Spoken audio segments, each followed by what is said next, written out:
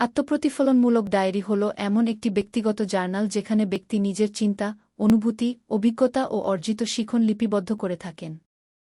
আত্মপ্রতিফলনমূলক diary লিখনের মাধ্যমে ব্যক্তি তার দৈনন্দিন কার্যক্রম, অভিজ্ঞতা অথবা অর্জন নিয়ে গভীরভাবে চিন্তা করে নিজেকে আরও ভালোভাবে বুঝার চেষ্টা করেন। আত্মপ্রতিফলনমূলক ডায়েরি লেখার গুরুত্ব।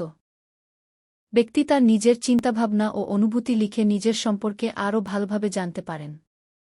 নিজের চিন্তা, কাজ ও অভিজ্ঞতা বিশ্লেষণ করে তা থেকে শিক্ষা নিতে পারেন। মানসিক চাপ কমাতে এবং চাপ মুক্ত হতে সাহায্য করে। নতুন ধারণা লাভ এবং এর মাধ্যমে সমস্যার সমাধান খুঁজে পেতে সহায়তা করে। নিজের সমস্যাগুলোকে বিশ্লেষণ করতে এবং সমাধান খুঁজতে সাহায্য করে।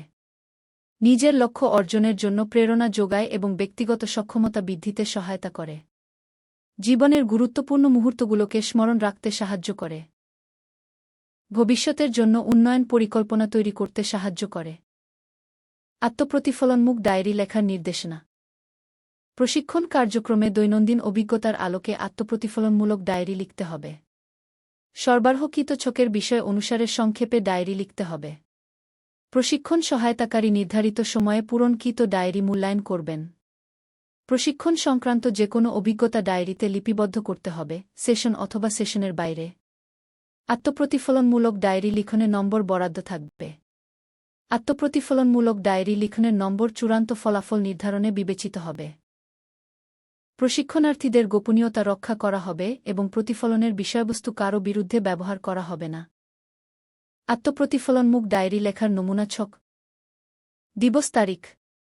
3টি বিষয় যা আপনি আজ শিখেছেন। 1, 2, 3। 2টি বিষয় যা আপনি আরও ভালোভাবে করতে পারতেন। 1, 2। একটি বিষয় যা আপনি কৃতজ্ঞতায় অনুভব করছেন। 1।